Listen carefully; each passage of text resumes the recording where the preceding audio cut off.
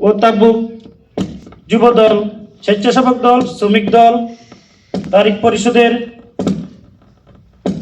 সকল নেতৃবৃন্দকে আমাদের দেশ মাতা বেগম খালেদা জিয়ার দোয়া মাহফিলে অংশগ্রহণ করার জন্য আমি সবার প্রতি কৃতজ্ঞতা প্রকাশ করছি। এই শীতের মাঝে আমাদের মায়ের জন্য, মায়ের টানে এখানে সবাই উপস্থিত হওয়ার জন্য আমি সবার প্রতি কৃতজ্ঞতা প্রকাশ করছি। আমি ধন্যবাদ জানাই। ভারত আলসিক থেকে